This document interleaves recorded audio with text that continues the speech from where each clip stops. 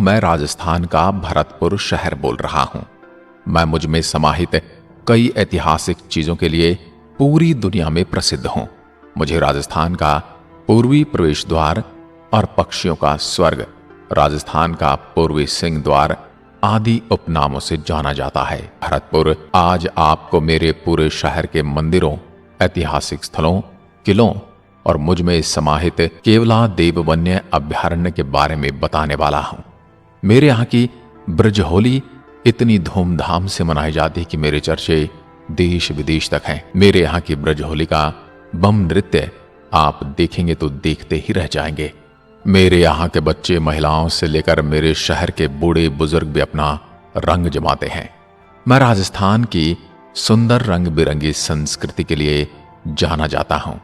मेरे यहाँ के लोग भगवान कृष्ण के ज्यादा दीवाने हैं। उन्हें अपने नृत्य गाजे बाजे के साथ मोहित करते हैं और भगवान की भक्ति करते हैं। मेरे इस शहर का नाम भगवान श्री रामचंद्र जी के भाई भरत के नाम पर रखा गया था और इनके दूसरे भाई लक्ष्मण यहाँ के राज परिवार के कुल देवता के रूप में पूजे जाते हैं। ये सब बातें मैं आपको आगे विस्तार से बताने वाला हूँ।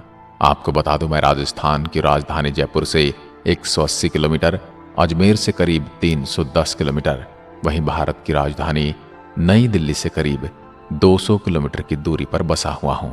मैं अपनी सीमा साझा करता हूं अलवर, दौसा, करौली और धौलपुर से। साथ ही मेरे 2 राज्यों की सीमा हरियाणा और उत्तर प्रदेश के साथ भी लगती है। मैं अगर मेरे क्षेत्र की बात करूं तो मैं 5066 वर्ग किलोमीटर में फैला हुआ हूं। मैं भरतपुर, मेरे यहाँ के इंटरेस्टिंग फैक्ट के बारे में बात करूं तो मुझ में ही राजस्थान की सबसे पहली सहकारी बैंक 1904 में मेरे यहाँ पर ही स्थापित की गई थी। राजस्थान का प्रथम सौर ऊर्जा चलित मिल्क प्लांट भी मेरे ही शहर में है। मेरे क्षेत्र की सांसी जनजाति सर्वाधिक मेरे ही शहर में पाई जाती है। मेरे यहाँ के लोगों का पहनावा रंग रंगीला है। सदियां बीत जाने के बाद भी यहाँ की वेशभूषा अपनी पहचान बनाए हुए है। पुरुष पोशाक में पगड़ी, अंगरखा, धोतिया, पजामा, कमरबंद या पटका शामिल करते हैं और महिलाओं की पोशाक में घाघरा, जिसे लंबी स्कर्ट भी कहा जाता है, कुर्ती या चोली और ओढ़नी भी शामिल है। रेलवे वैगन बनाने वाली संस्था मेरे शहर स्थित सिमको में है। आपको बता दूं, मेरे इस शहर की स्थापना राज्य के मालवा डिब्बे तैयार करने के उद्देश्य से 31 जनवरी 1957 में की गई थी। राष्ट्रीय सरसों अनुसंधान केंद्र भी मेरे ही नगर सेवर में स्थित है, जिसकी स्थापना 20 अक्टूबर 1993 को भारतीय कृषि अनुसंधान केंद्र द्वारा की गई थी। अब मैं आपको थोड़ा मेरे पुराने इतिहास के बारे में भी बता देता हूं। मेरी स्थापना जाट शासक राजा सूरजमल ने की थी और मेरे यहाँ जाटों का गढ़ हुआ करता था। मेरे यहाँ के मंदिर, महल व किले जाटों की कला कौशल को आज भी प्रत्यक्ष दर्शाते हैं। मैं आगरा से 55 किलोमीटर पश्चिम में स्थित हूँ। लगभग 1733 ईस्वी में स्थापित यह मेरा शहर कभी भूतपूर्व भरतपुर रियासत की राजधानी हुआ करता था।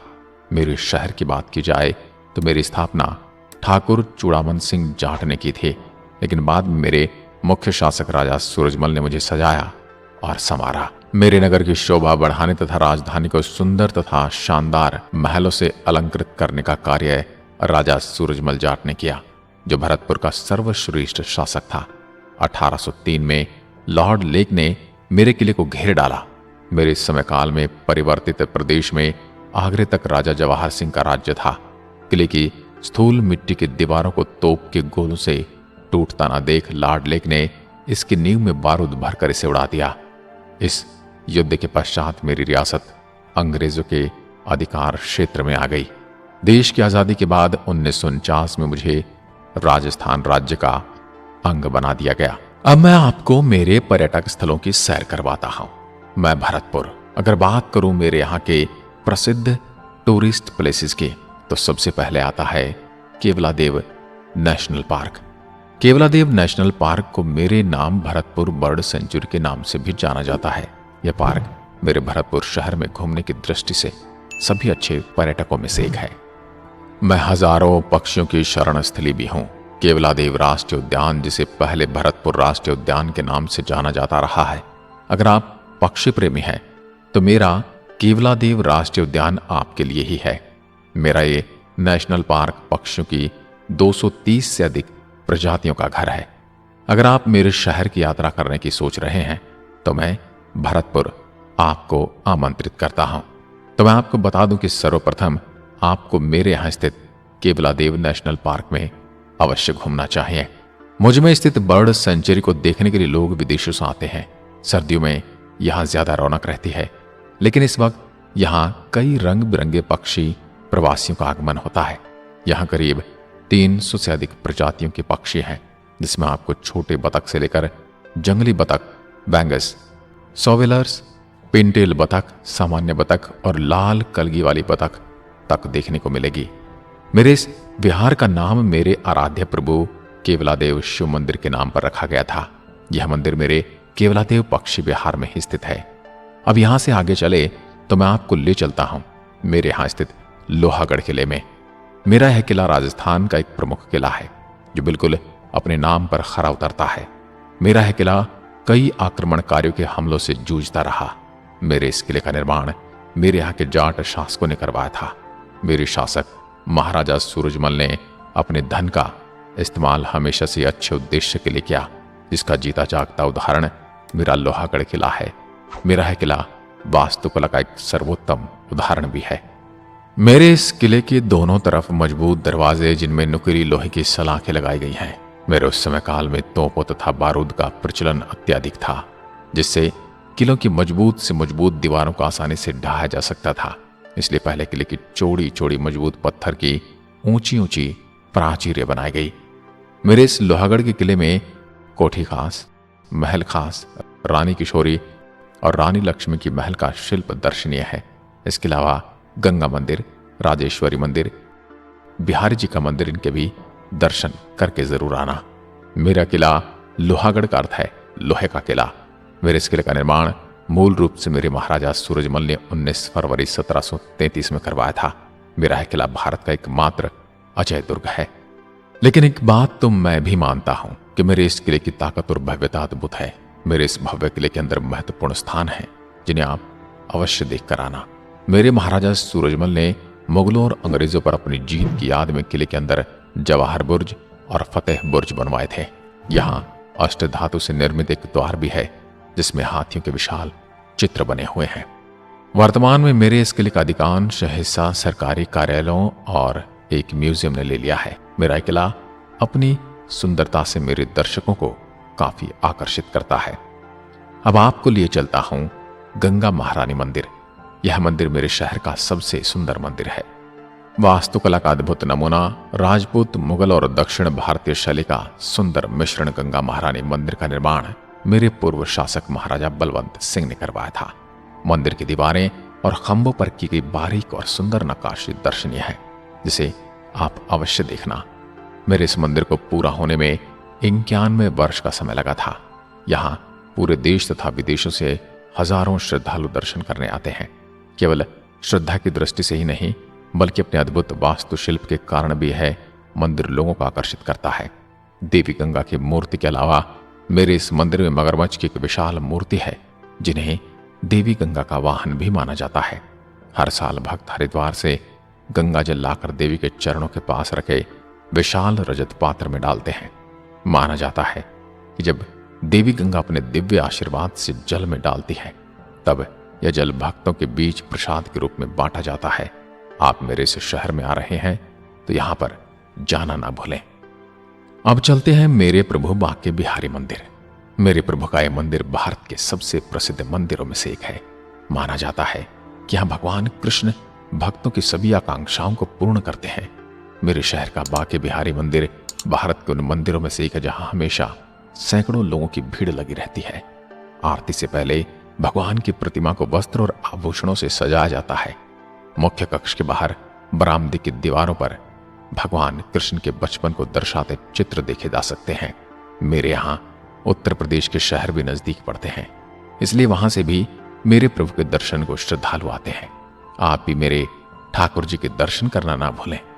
अब मैं आपको लिए चलता हूं भगवान श्री राम के छोटे भाई लक्ष्मण जी के मंदिर। लक्ष्मण मंदिर का निर्माण महाराजा बलवंत सिंह ने 1870 में करवाया था।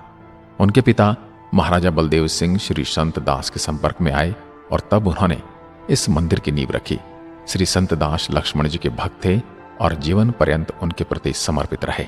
इस मंदिर की नींव रखने के बाद महाराजा बलदेव सिंह ने बलवंत सिंह को अपने उत्तराधिकारी के रूप में घोषित कर दिया।